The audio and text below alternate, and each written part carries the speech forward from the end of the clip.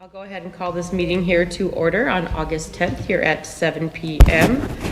Mr. Kosher is absent today. Dr. Elvey, would you please take attendance? Yes. Olson. Here.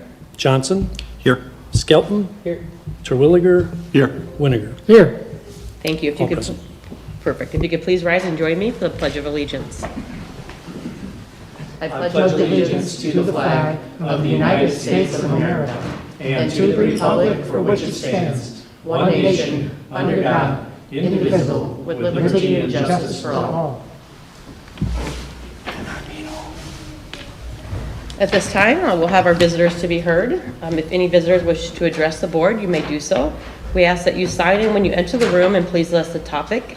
If you have not done so, please approach the podium and do. I ask that you refrain from listing any student by name or any personnel by name. If there's anyone who would like to address the board, as a reminder, no action will be taken this evening. Are there any visitors to be heard? Yeah, please come up.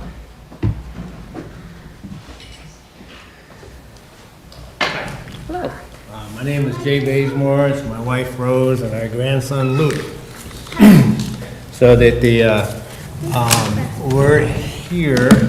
My grandson Louis, he was in third grade last year, and we've had him since he's 2, and he's always gone to the Vermillion elementary school and when it was Austin, and we always, up until last year, everything went great. The school was very accommodating and took care of everything, and we felt very comfortable having him. Last year, things did not go well. We want to make sure it's not repeated this year. So what started things off is like 3 weeks in the school, we got a call from the school saying my grandson knocked over a chair and was violent, and which is not him at all. He has something called septooptic dysplasia, and it's so he does have some developmental issues, but he's never been violent or difficult child. And so we went to the school, we're trying to sort this out, and it turns out we're 3 weeks or more into the semester, and they did not do anything to accommodate his learning material. And so what happened is they gave him a mainstream third grade math assignment, and he was told, sit down and do this. And then, and he couldn't because he didn't understand it because it was way over his head. He's not grade level appropriate. And so he stood up because he was frustrated, and then he gets blamed for being a violent child and they're taking people out and all this to do. And so when we went, we were shocked, the behavior, and so we go to the school and find out what's going on. And and we have an IEP meeting, and then I'm probably not going to get those links quite straight because you're looking at me, but we go in, it's like nobody bothered to adjust the material.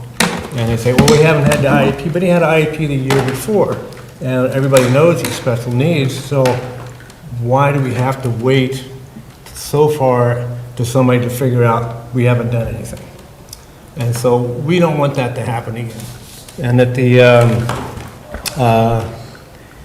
also another issue was during the standardized testing,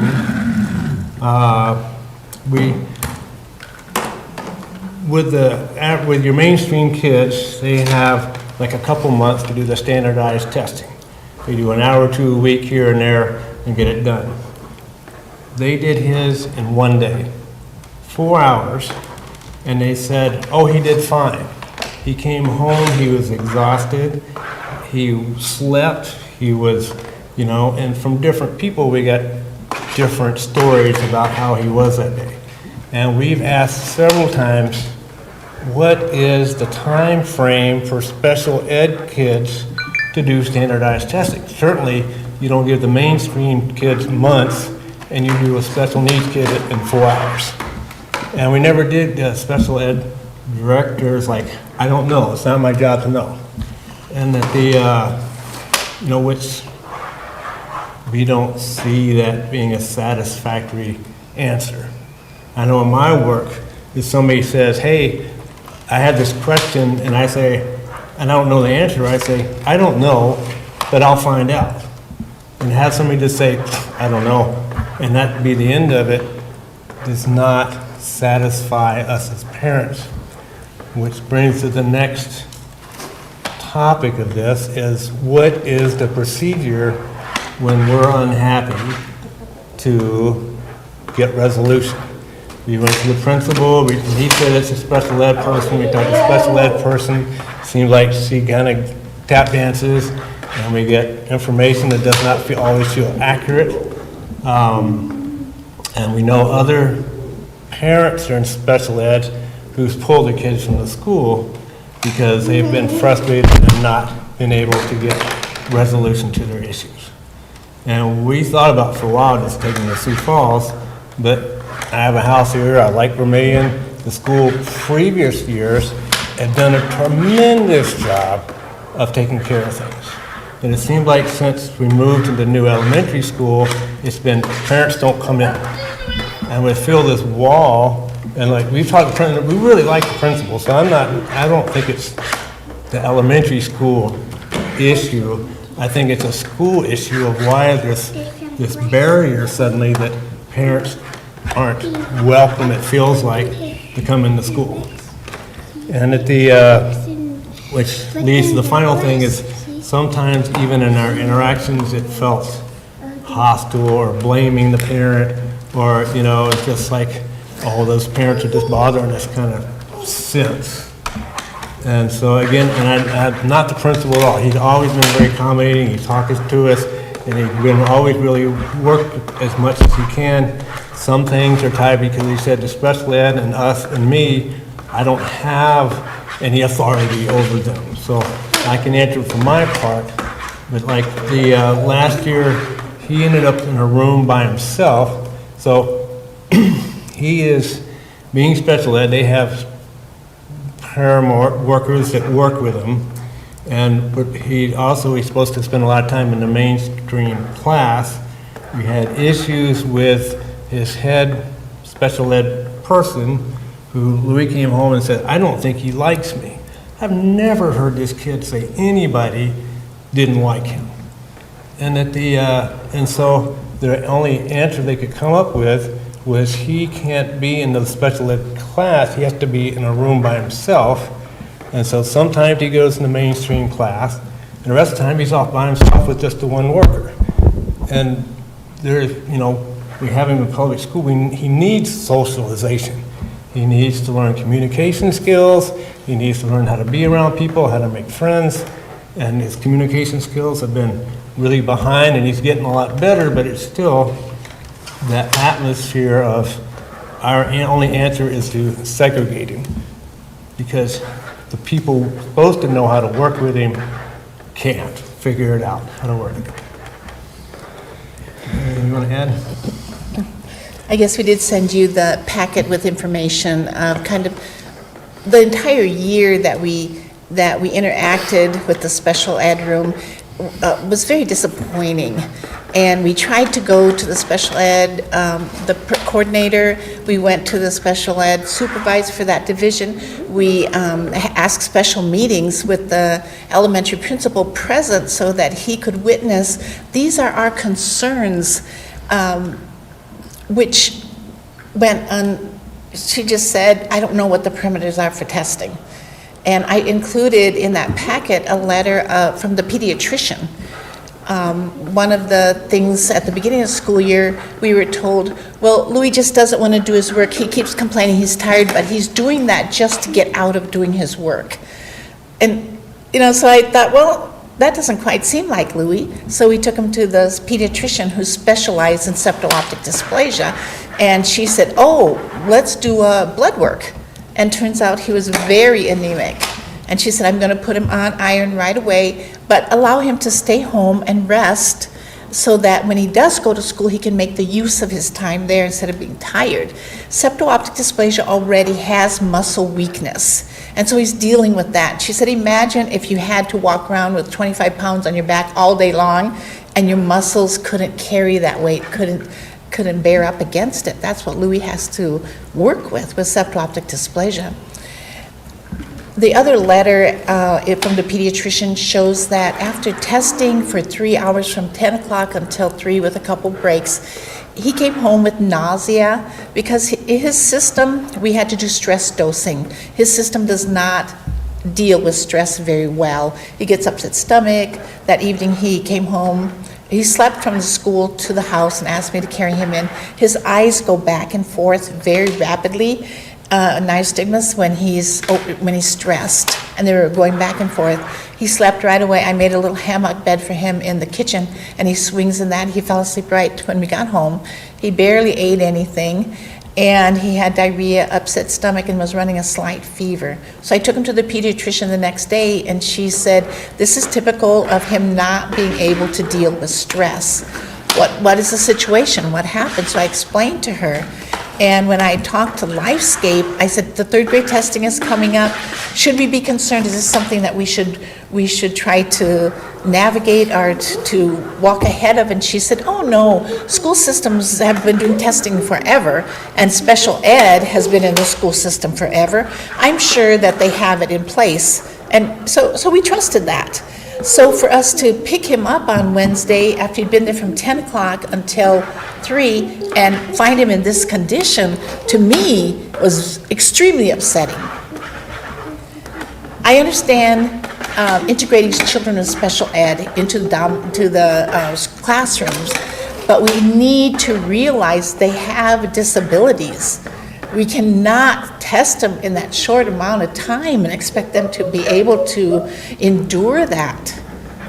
The accommodations need to be in place. And like Jay said, up until now, the special ed room that he was in, that teacher was the one that said, this should be included in his IEP. We need to add this to his IEP so that we can accommodate his reading next, his learning. This is a child who was diagnosed as being totally blind when she was 7 months pregnant with him because he has no optic nerve. The obstetrician says, Dr. Tufte said, I'm not going to put the insurance in for eyeglasses because he doesn't have an optic nerve, he doesn't see. And yet he was following things, tracking things as a infant, 18 months along. So we paid for the glasses out of our own pocket, and ever since then, he sees, he reads, he adds, he loves school. He loves being around other children, are intrigued with that. But last year, he did not want to go to school. We fought with him every single morning. Yes, you'll just go for a while. It'll be okay, it'll be okay. He doesn't like me. And as a parent, you can imagine the heartbreak of hearing your child feel like the main person in charge of them doesn't like them, and to go back in that environment. It's nice to have signs around school saying attendance is important, but also let's create environments that are conducive to the children learning, that it's something they want to be in school, not something they dread. The reason I included the May 12th letter is because up until a couple hours ago, that went unanswered. We have not had answers to this since last spring. And that's the reason I came to you. Because we want to know what the process is when we have difficulties. Like I said, other parents have just taken their kids out of the school system because they feel like they're being heard. We need to be heard. Our children are our lifeline. They're so important to us. As Native people, our children are sacred. I can't express to you enough the pain it was to go through with this little child last year. I do not want a repeat of that. I contacted the school. I was found he's going to have a different coordinator for the special ed room. I contacted her. She'll meet with me tomorrow morning. We'll make sure the curriculum is adapted to his level of understanding, which I didn't think was my responsibility to do. I trusted the institution all these years to take care of all that stuff because they know what's mandatory. They know what the state requires. They know all the paperwork.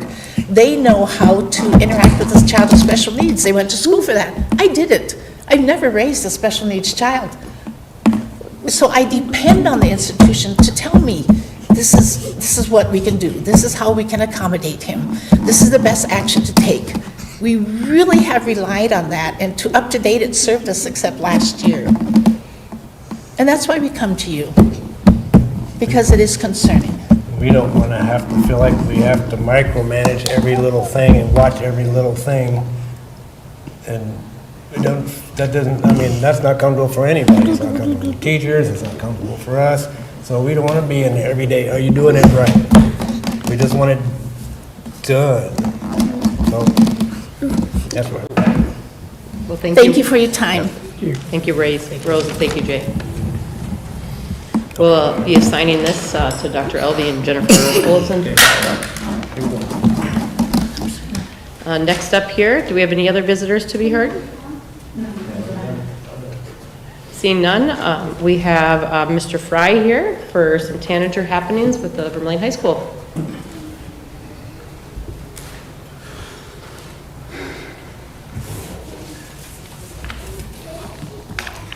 Good evening. Good evening. Wanted to share with you publicly the plans this year to roll out the new advisory process at Vermillion High School that really is the culmination of our last 3-4 years worth of work, both in our school improvement process, tied in with our strategic plan, the 4-year grant process that we are working on in the school improvement piece. And what it's, one of the fruits of that labor is this new advisory process. We're calling it the advisory journey Nest to Next. And what you have before you is a similar document to one I shared at our board retreat here last week. But this one was put out today in the newsletter to families and students. This one was meant to be, rather than for teachers or from an instructional standpoint, this document was created to help explain that process for parents.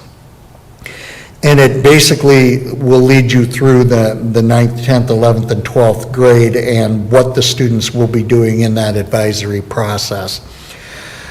One of the things we discovered as we work through response to intervention and school improvement is our teachers needed time built into the school day to sit down as instructional teams and discuss students.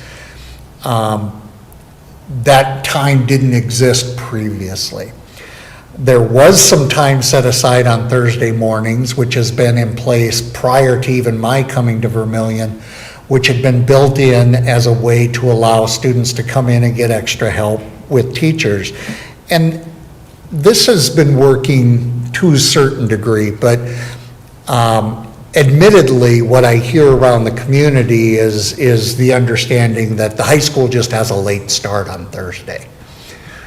And that's really not what it is and not what it's intended to be. So part of what we'll be doing is making that process a little bit more formal, because what we want to do with this advisory process is we want to give students some time in their day carved out to give their academics some specific attention. And so 4 of the 5 days a week for 30 minutes, they're going to be able to meet specifically to have quiet work time. That's the way it'll begin, and within another semester, possibly as long as another year, that time will be specifically targeted for certain staff members to request students come see them for that 30 minutes. So if I'm an English teacher and I know that Billy was gone on a day that we covered an important concept and I want Billy to come in and get some extra help, I can request that on the priority day for English, I can request that Billy and any other students who need that extra attention come into my classroom during that time and get that. And so that'll be built in, and that's the daily part or component that we're referring to as tanager time. So for right now, we're thinking of it as a 30 minutes in the day of uninterrupted study that will eventually become 30 minutes of very specific teacher-driven attention for students. The second component of that is for a more significant time period, for an hour on Thursday mornings from 9 to 10, we are requesting that what we're basically doing with that hour from 9 to 10 is we're formalizing that as what we're referring to as study table. Students will be specifically assigned to that.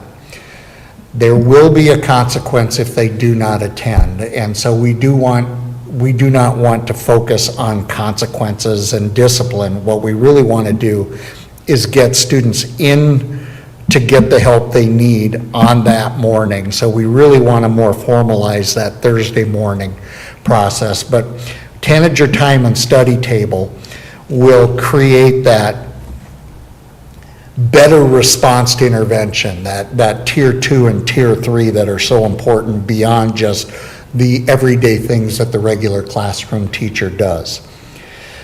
Now, I'm going to go ahead and change this visual here. This is the high school adjusted bell schedule. We didn't make a major change to the bell schedule, but we made a change to the bell schedule starting this year. One of the reasons being is that to create that time period where teachers could collaborate with students, we needed to find time, or collaborate about students, that we needed to find time in the weekly schedule for that. We also needed to figure out where this tanager time or advisement process would come in.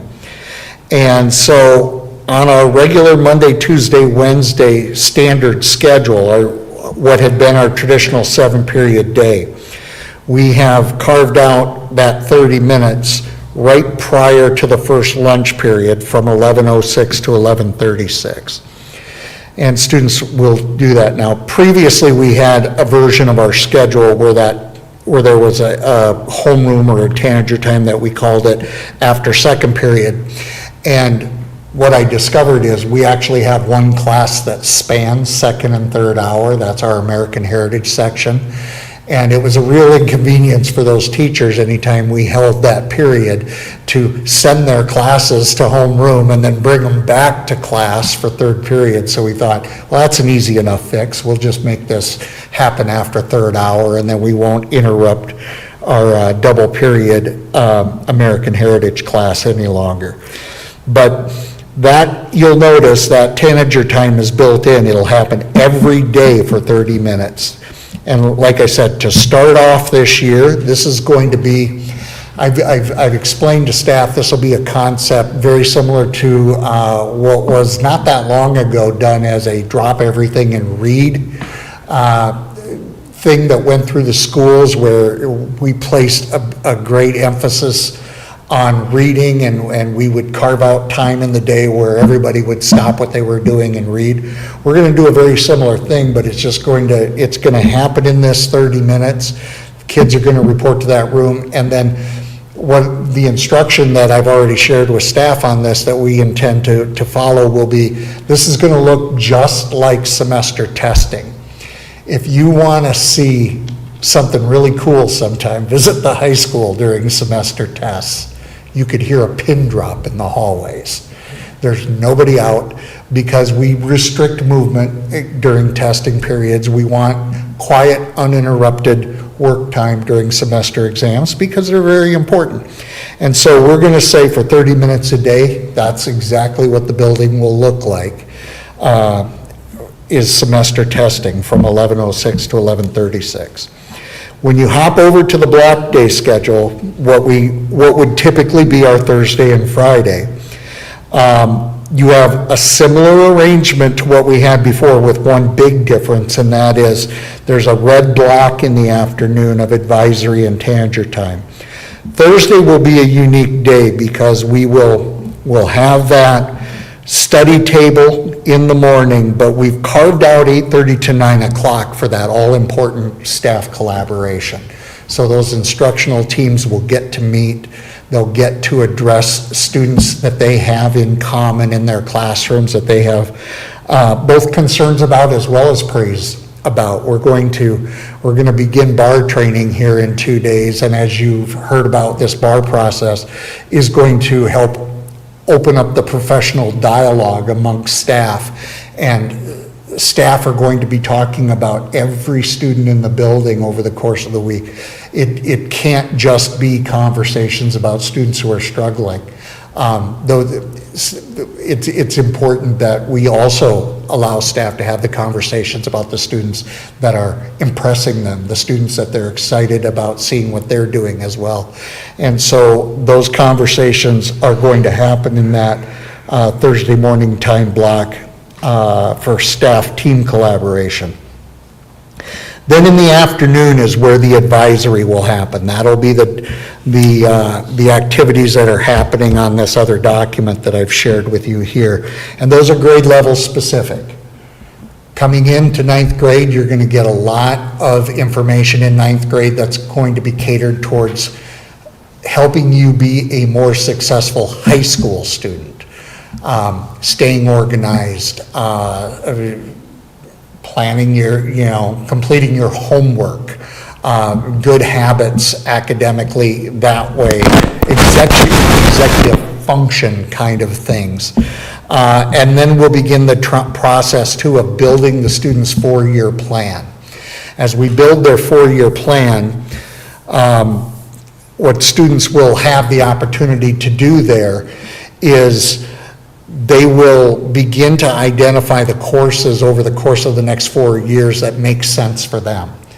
Obviously, they'll pick required classes that fall in line with what their interests are, but also if they happen to be a very gifted student in English, they might take an advanced path in English, but they may have a more basic route through their mathematics program, or maybe they're gifted in math and science and they want to choose advanced coursework there and maybe take a more basic route through English. They can do that, but they'll begin to map out their 4-year plan, and that starts right away in the 9th grade. So they'll do that with that advisory teacher, and that advisory teacher and tangent time teacher are one and the same.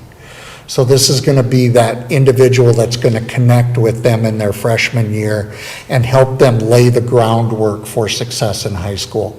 Then when they hand those students off to the 10th grade teachers, those 10th grade teachers will pick up where 9th grade left off, a little more of the material in terms of helping you be successful in high school, a little bit more in terms of let's revisit that 4-year plan and see where we're at. And as we begin that midway point in sophomore year, the transition will begin to happen where we start to look forward to junior year and ACT preparation. And that's where we'll do some initial testing, lay some initial groundwork for performance on that ACT. And so that team will kind of transition those sophomore students through that process. Junior year will be all geared towards ACT, and what this team of teachers, there are 6 teachers on each of these teams, and for the junior year it worked out where we were able to say we're going to have 2 English, 2 math, 2 science teachers on that team, because these are the academic focal points of the ACT. So these teachers are going to work in tandem to prepare the materials that they're going to take the students through. And what they have decided to do is rotate their groups every 9 weeks or so. So you're going to spend 9 weeks with an English teacher working on English preparation for the ACT. You're going to spend 9 weeks with a math teacher working on ACT prep. And you're going to spend 9 weeks with a science teacher working on ACT prep. And when those 3 9-week terms are up, we're going to be up to the testing window for the ACT. So we'll be in mid to late March at that point. So we'll take the ACT. And then in the final 9 weeks of the junior year, the focus will shift towards what are we doing in senior year in terms of the senior capstone experience. Some of the students will already have that planned because they will have been on target and been laying the groundwork for doing an internship in their senior year, and they will have already made the decision that that's the route they want to go.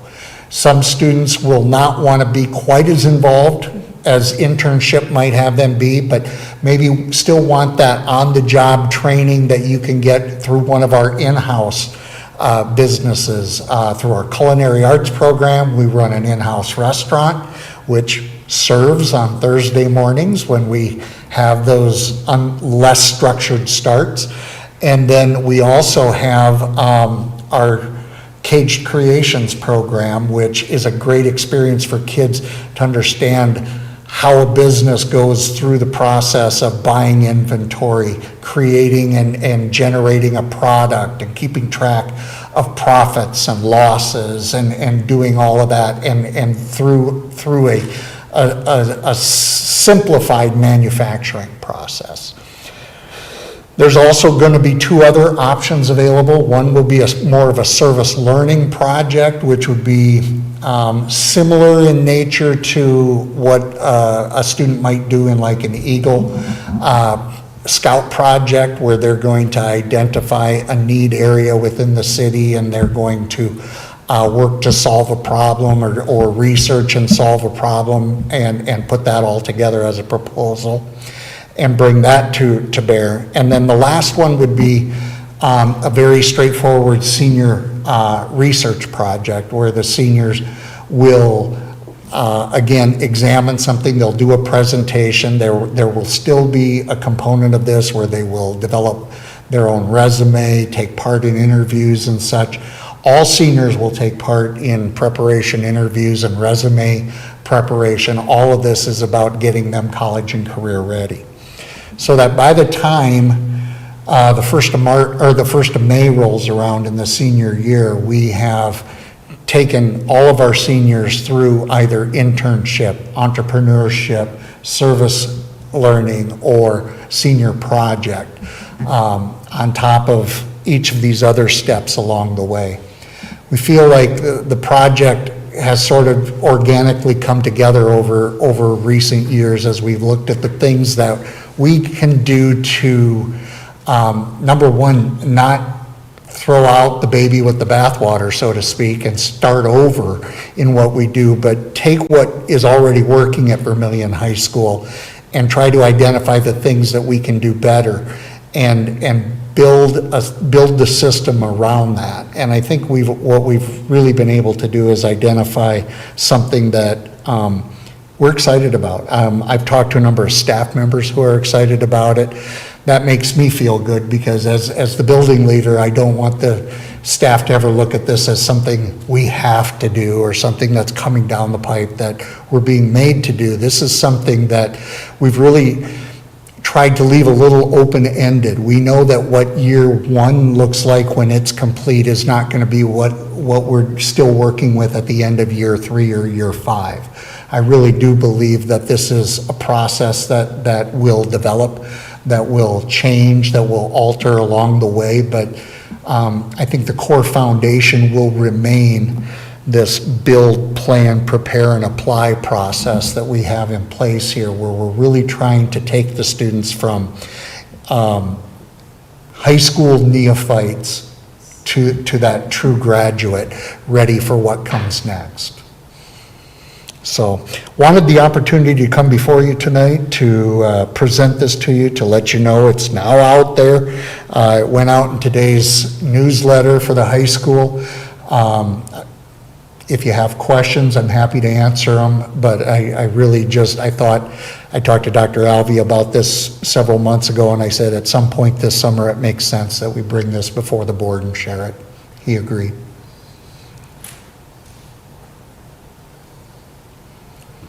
I know, I got all your questions answered the other day, didn't I? Orientation for the high school is Tuesday? Is Tuesday, yes, starting at So 1 if p.m. they didn't read their newsletter ahead of time, they'll get it on Tuesday, I'm sure. Right. Right. I would just comment too, thanks to Mr. Fry and Mr. Huska and the group at the high school for using the last couple of years of school improvement dollars and school improvement meetings and some of the things that they've done outside of school time to really develop a plan to help entering freshmen get to manage their time and sophomores to plan for their future, and then juniors getting ready for our assessments, and then seniors getting ready to exit. I think it's a good plan. I'm excited to see it after a few years of implementation. And since we're part of the BAR initiative, the scheduling and the tanager time and the advisory times makes sense because it goes hand in hand with the things that we're doing at the elementary, middle school, and of course the high school. So thanks for your work on that. Truly excited about what BAR's going to bring to the table for us too, because it appears on every level like it's just going to dovetail into the work that we've already got planned. Thank you. Yep.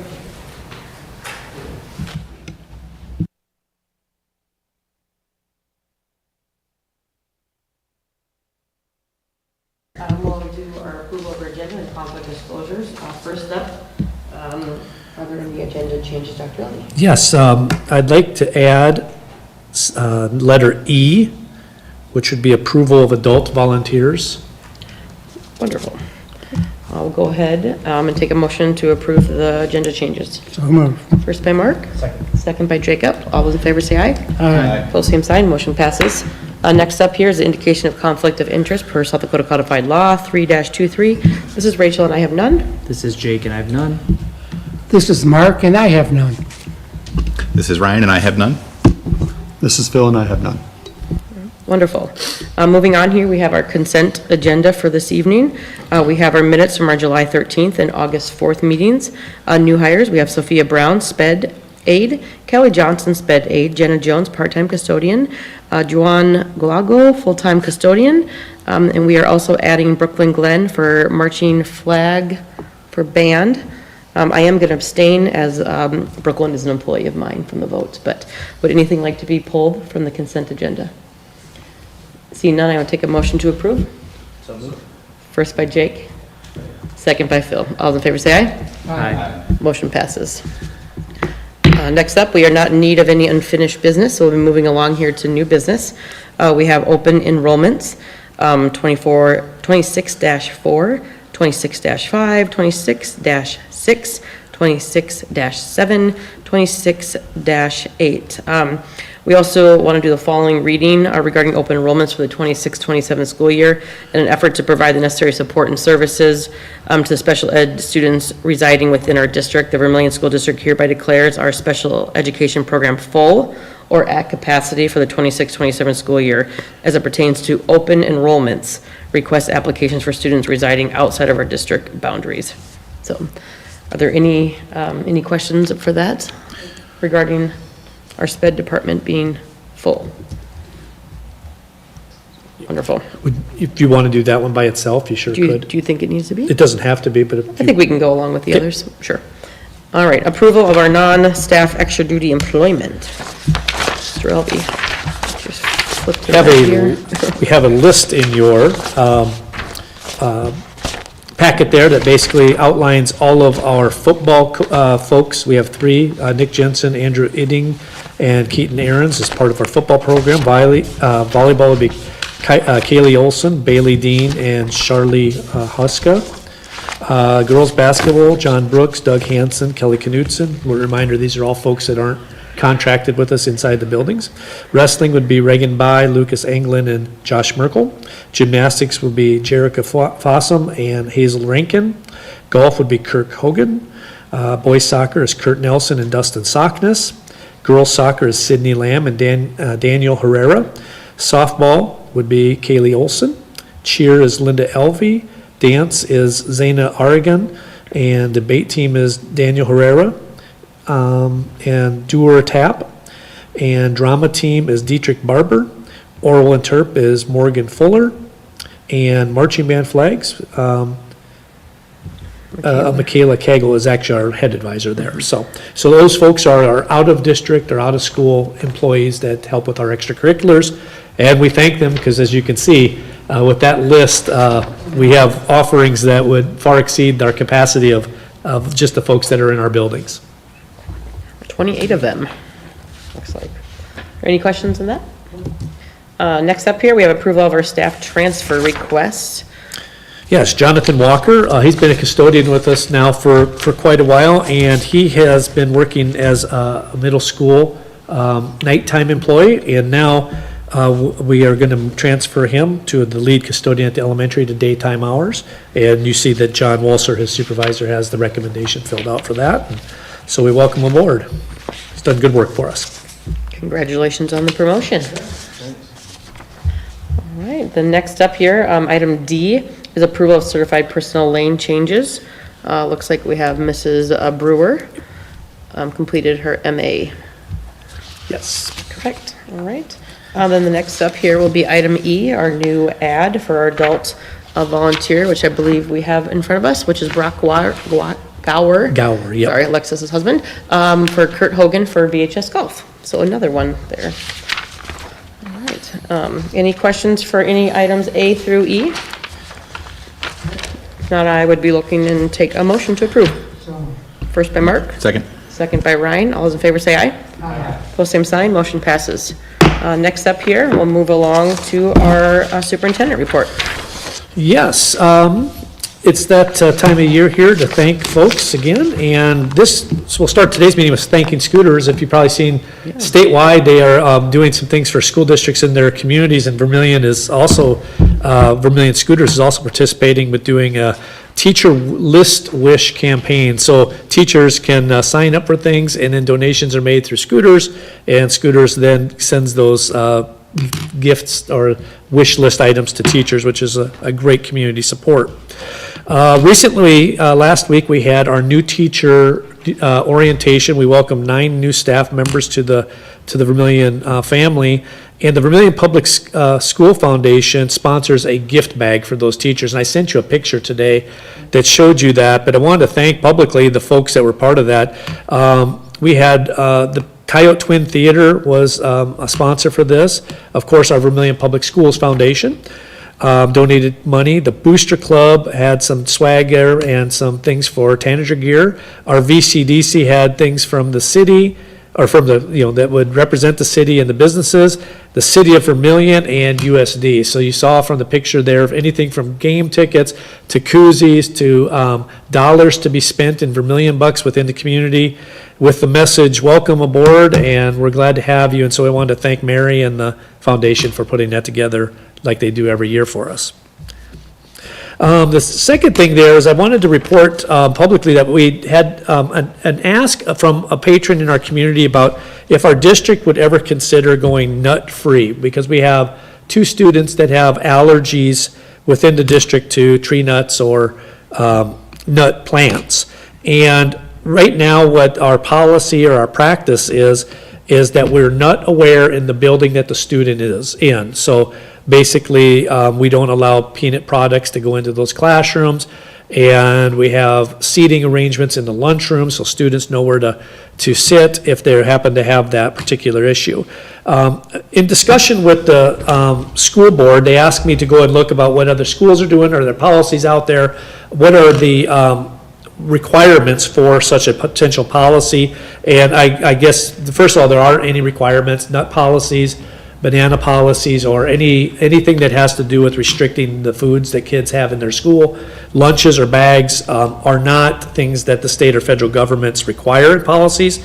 What I did find is most schools that I did survey do it the same way we do it, which is you're nut-free or nut aware in the classroom or the grade level or the building that that particular student is in.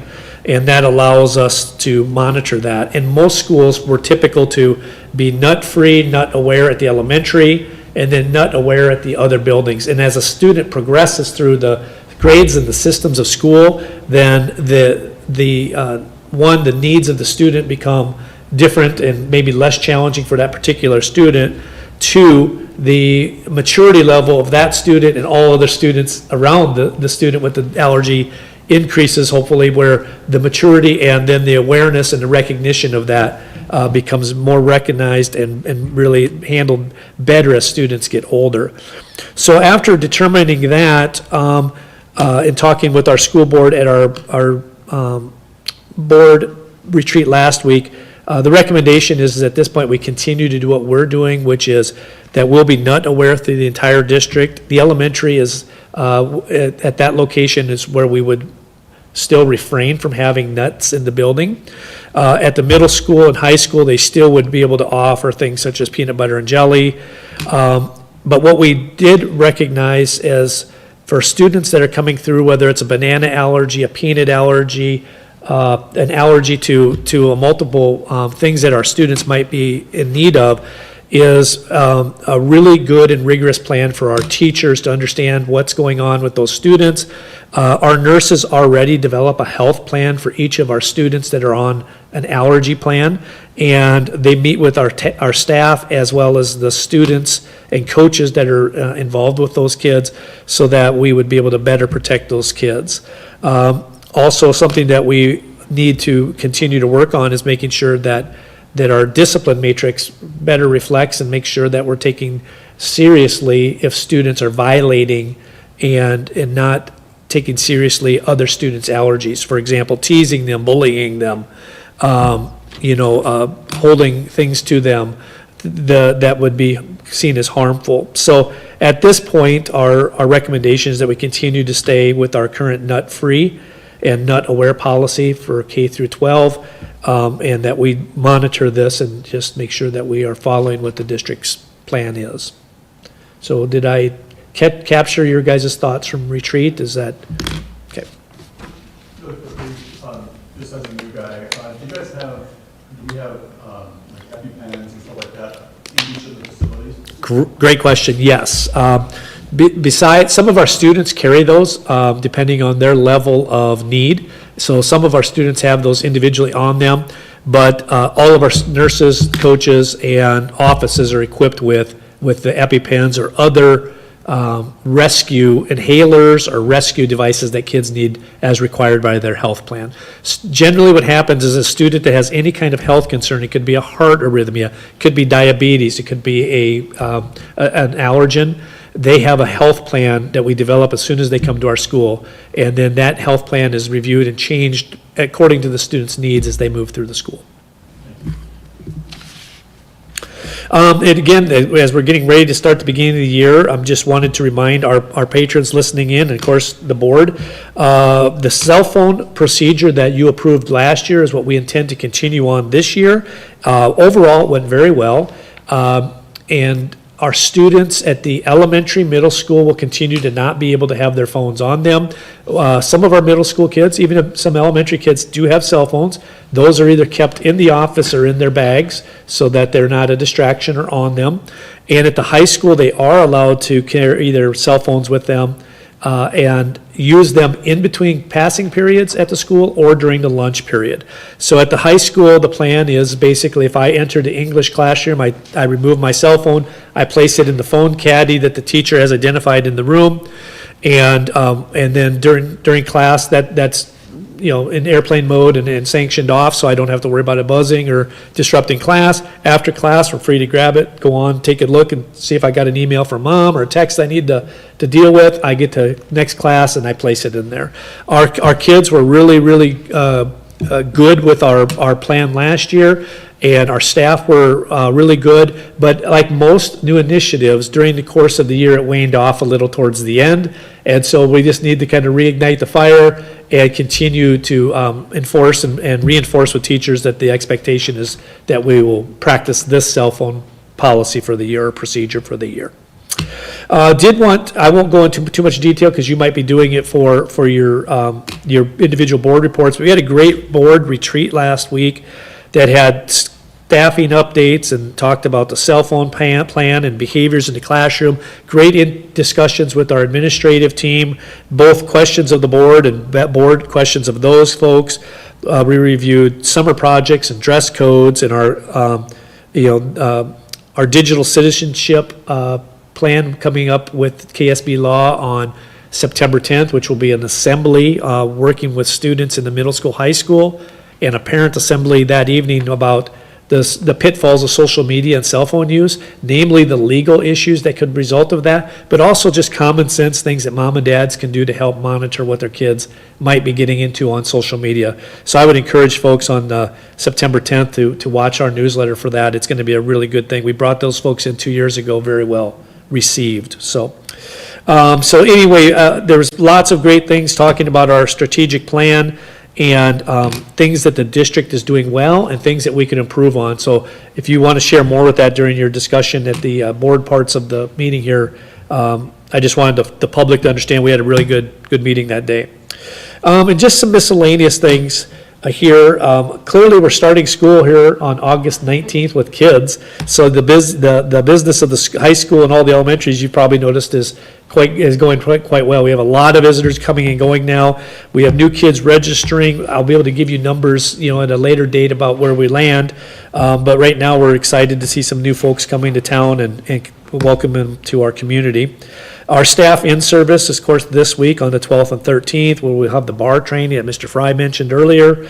And then, of course, next week on August 18th, we'll have student orientations in each building and an opportunity for folks to come in and do classroom visits or class meetings. Again, watch your emails because your principals have probably sent some information on that. I would like to just maybe take a second. I'll be reaching out to Jay and Rose, personally. Again, we've had some conversations. We do work really hard, and our special ed staff does work really hard to identify kids. All of our kids that are on IEPs have a modified plan of academics.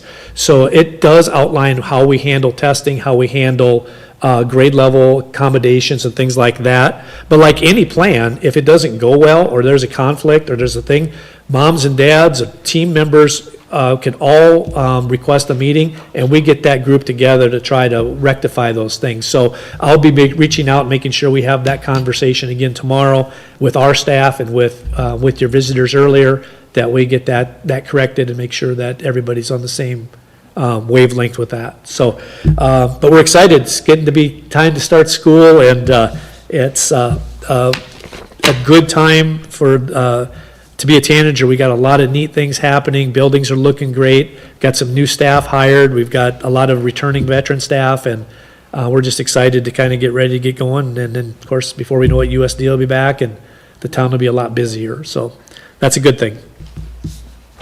How's the middle school vestibule? Is that about wrapped up? They were there today and installed the doors. So now we got to hook up the cameras and the electronics before next week, and we'll be ready to roll. But that's a neat addition too. So for the folks coming to the middle school, their safety vestibule will be there. That'll be a new thing that the middle schoolers will see, and it'll look much like the middle school, or excuse me, the high school and the elementary, where you have a vestibule that you'll be able to come to, and then you'll be buzzed into the middle school versus just walking in. So that's a great new feature.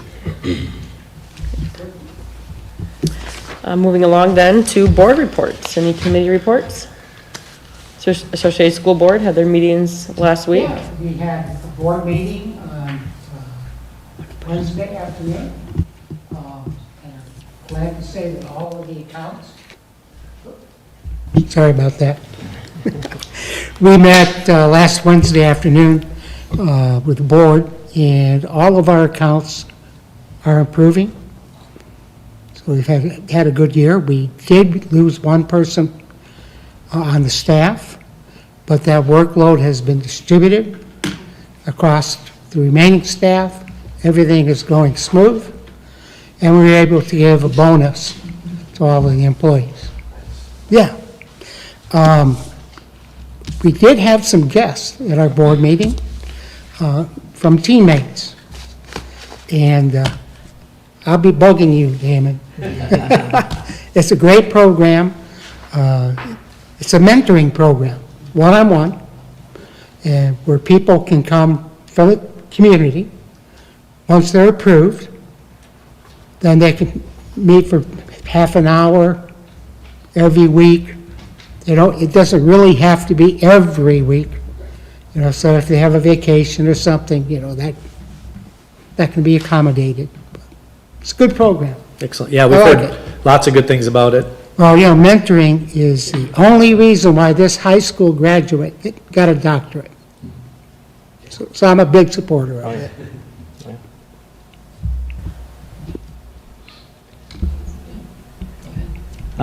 So the Associated School Boards, they had their conference, and so I'll kind of give a couple highlights of some of the different things that were there. I'll send out my notes and some of the slides as well. But the keynote speaker was Mark Leanweaver. Is that right? So he is an agent for a number of different athletes, compared kind of some of the similarities that we have with making sure our customers, the students, are happy and thriving and successful, and that it's not easy to meet the needs that they have all the time. So he went over some of the things of being selfless, control what you can control, you're always being watched and people are looking up to you, and some of those types of things. So really kind of an encouraging note there. So they had the keynote, and then they had different breakout sessions, and so some of those that I went to would be school board scenarios, so that was kind of a good review of some different things.